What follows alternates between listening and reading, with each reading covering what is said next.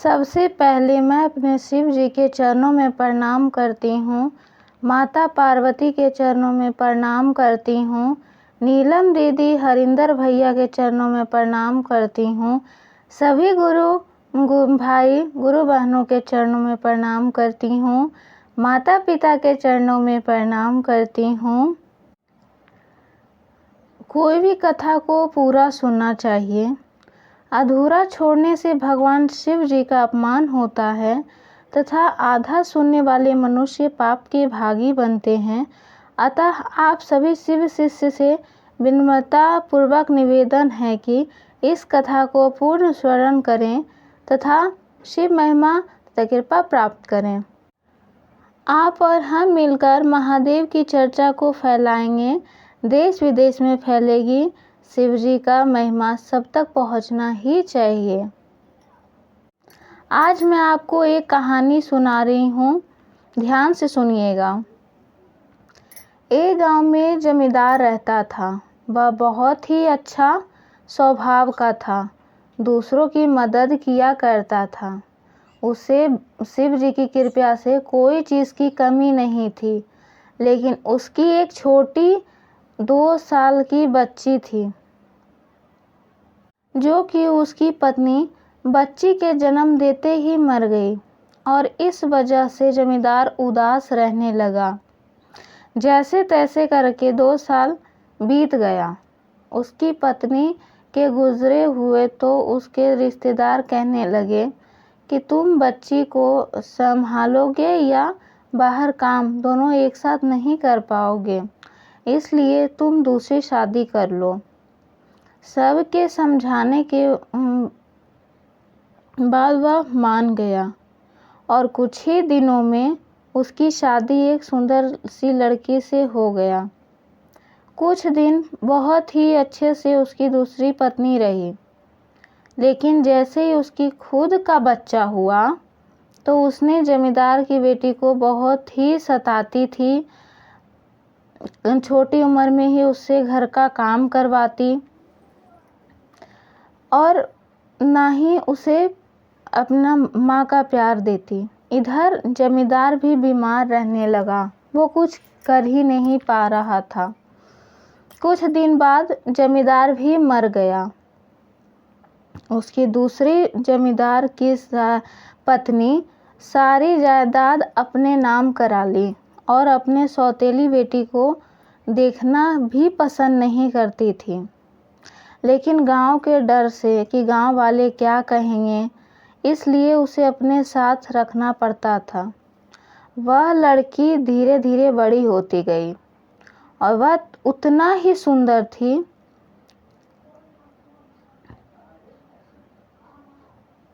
और गुणवान भी थी कि किसी चीज़ की अगर वो देख ले तो वो चीज़ तुरंत ही करने लगती थी, वो कर सकती थी। वो पढ़ी लिखी नहीं थी, उसकी सौतेली माँ उसे स्कूल तक नहीं भेजी थी, लेकिन फिर भी वो बहुत ही गुणवान और बहुत ही शांत विचार की थी। दूसरों की मदद किया करती थी और पूजा पाठ में लीन रहती थी। शिव जी की बड़ी भक्त थी। वह हमेशा शिव जी के मंदिर में जाकर उनका पूजा किया करती थी। जमींदार की दूसरी बेटी उधर उतनी ही खूबसूरत थी, लेकिन उसे अपनी खूबसूरती पर बहुत ही घमंड था और उसे बहुत ही अपनी सौतेली बहन से चिढ़ती थी, उससे गुस्सा रहती थी, उसे सताती थी। बहुत ही माँ बेटी उसे बहुत सताती थी, उसके साथ बहुत बुरा व्यवहार करती थी, लेकिन वो कभी भी कुछ नहीं कहती थी, वो सब सहन करती रही। एक दिन जब वह सावन के महीने आया, वो एक दिन मंदिर जा रही थी, तभी उसकी माँ ने पीछे से आवाज़ दिया, ओ कनमुही किधर जा रही है? उसने जवाब दिया, हाँ माँ, मैं मंदिर जा रही हूँ। शिव जी के जल चढ़ाने। तो उसकी माँ ने जवाब दिया, सबसे पहली बात तो तू मुझे माँ मत बुलाया कर, मैं तेरी कोई नहीं लगती। मैं तुझे मजबूरी में रखती हूँ, भाग मनाली की तुझे घर से निकाली नहीं। और तू जा कहाँ रही है? घर का काम तेरी मरी हुई माँ करेगी क्या? यह बोलकर बोली, जा जाके खाना बना के आ, अभी झाड़ू पोछा बचा हुआ ये कौन करेगा? मंदिर जा रही है, चल घर का सारा काम कर। यह बोलकर वहाँ से चली गई। इतने में उसकी अपनी बेटी आ गई और अपनी सौतेली बहन से बोली, मेरे लिए भी चाय बनाकर लेते आना। तो उसने कहा, मैं सब कुछ कर लूँगी, लेकिन पहले मैं मंदिर से हो आती हूँ, उसके बाद मैं आप लोग का नाश्ता बना दूँगी। यह सुनकर दोनों, उसकी सौतेली माँ और सौतेली बहन दोनों गुस्सा होकर उस पर चिल्लाने लगे और बोले, आजकल तो जुबान भी लड़ाने लग गई है। और यह बोलकर उसकी सौतेली माँ रसोई घर में गई और गरम चिमटे करके ले आई और उसे मारने लगी उसी से। यह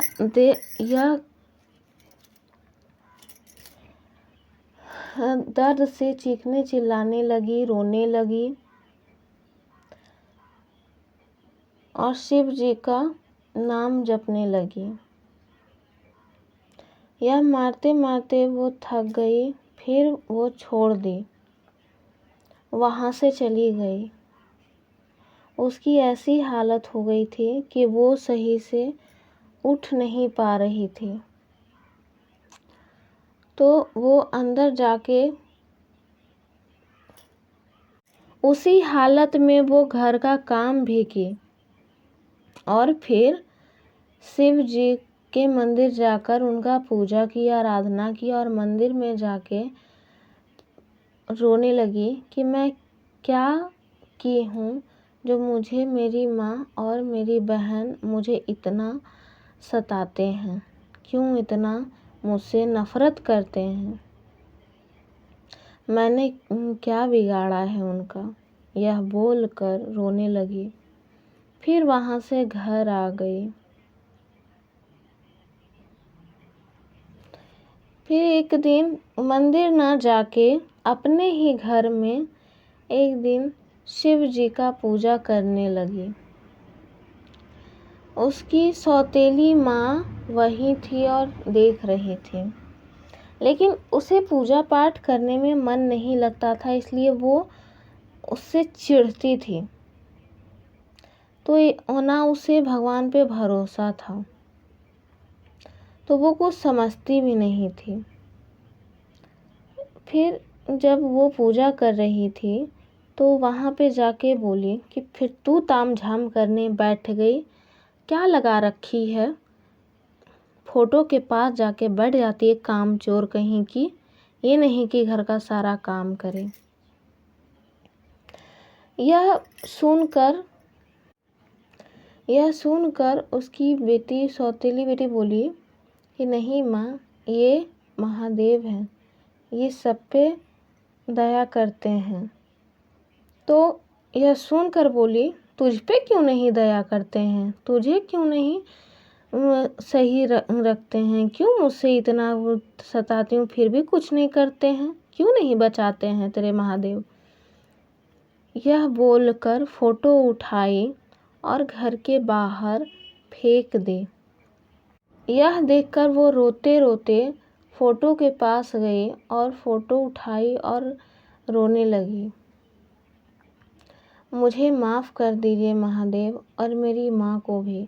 वह इतनी सीधी थी कि वो उतना होने के बावजूद अपनी माँ और सौतेली बहन के बारे में बुरा नहीं चाहती थी। फिर भी वो माफ़ी मांगने लगी अपनी सौतेली माँ के तरफ से कि महादेव उन्हें माफ़ करिएगा। फिर एक दिन उसकी सौतेली माँ को बहुत ज़ोरों से तबीयत खराब हो गई। इतनी तबीयत खराब हो गई कि डॉक्टर ने उसे उसके पास जाने से किसी को मना किया, क्योंकि कहा कि अगर कोई भी इसके पास जाएगा तो उसकी तबीयत उसकी भी खराब हो जाएगी। यह सुनकर उसकी अपनी बेटी बुलाने पर भी उसके पास नहीं जाती थी, लेकिन उसी तरफ उसकी अपनी सौतेली बेटी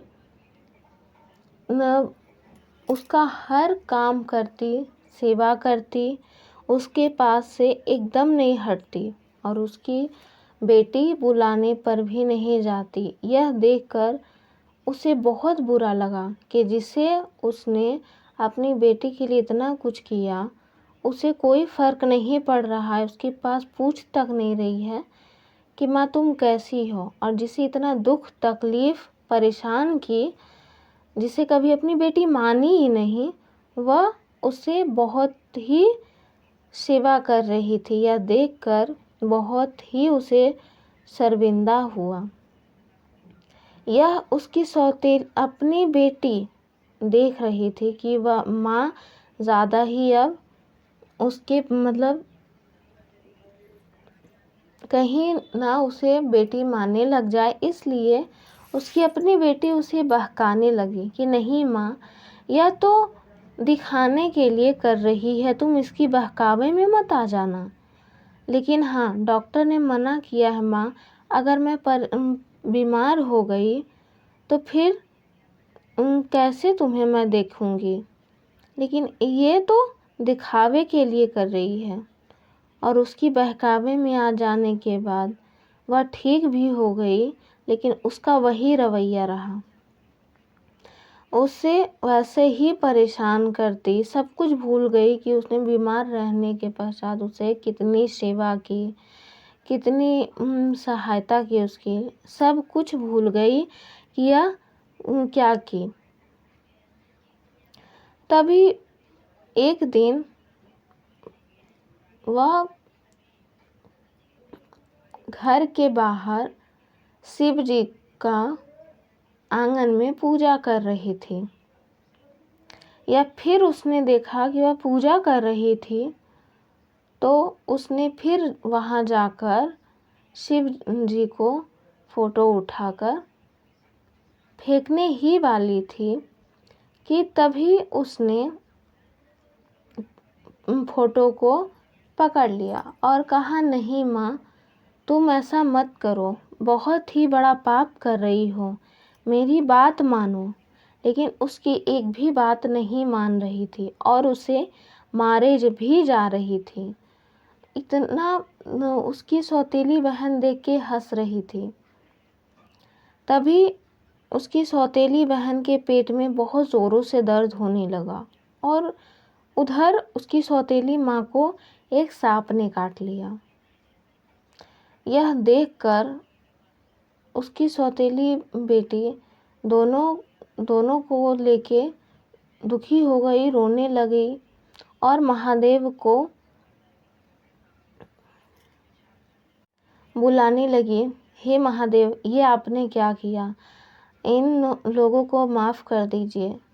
यह उतनी सीधी थी कि खुद पर भी अपमान हुए वो सहन कर रही थी, लेकिन उफ तक नहीं करती थी। और उसकी माँ को सांप ने काट लिया, उसकी बहन पेट के दर्द से करहा रही थी, या उससे देखा नहीं गया और महादेव जी से कहने लगी, हे महादेव जी, माफ़ कर दीजिए, इन्हें माफ़ कर दीजिए, हम इनके तरफ से माफ़ी आपसे मांगते हैं। और अपनी माँ को भी समझाने लगी, हे माँ, तुम माफ़ी मांग लो। उसकी बहन को भी समझाई, माफ़ी मांगो, तुम लोगों ने शिव जी का अपमान किया है।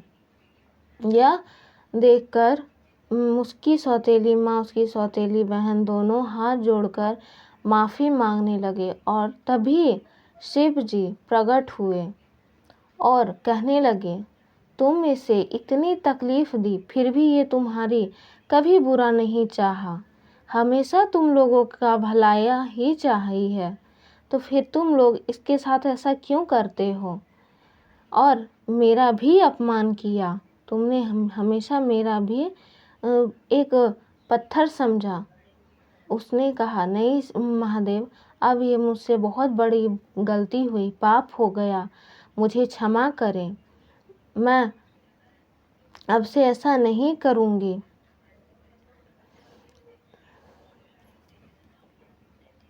तीनों माफ़ी मांगने लगे शिव जी से। तभी शिव जी ने माफ़ कर दिया दोनों को और उसकी सौतेली बहन के पेट से दर्द ख़त्म हो गया और उधर उसकी सौतेली माँ भी उठ खड़ा हुई और वहाँ से शिव जी चले गए। तभी उसकी सौतेली माँ ने अपनी सौतेली बेटी से कहा, मुझे क्षमा कर दो, मैंने तुम्हारा भी बहुत अपमान किया, सताया। और कहने लगी, ये आज मैं मान गई तुम्हारे भक्ति में, शक्ति में, शिव जी को, कि सच में भगवान महादेव दयालु हैं, सब पे दया करते हैं। और फिर मैं जहाँ भी जाऊँगी, जहाँ कहीं भी, मैं उनका चर्चा करूँगी। जहाँ शिव चर्चा होता वहाँ तीनों जाते, जहाँ शिव जी का पूजा होता वहाँ पे तीनों चले जाते। कहीं ऐसा जगह नहीं कि उनका चर्चा ना किया हो। इसीलिए कहते हैं भगवान शिव दयालु होते हैं, दयालु हैं।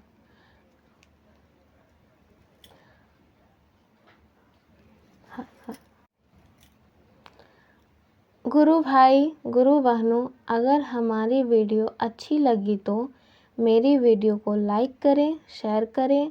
ऐसे ही कहानी सुनने के लिए मेरे चैनल को सब्सक्राइब करें।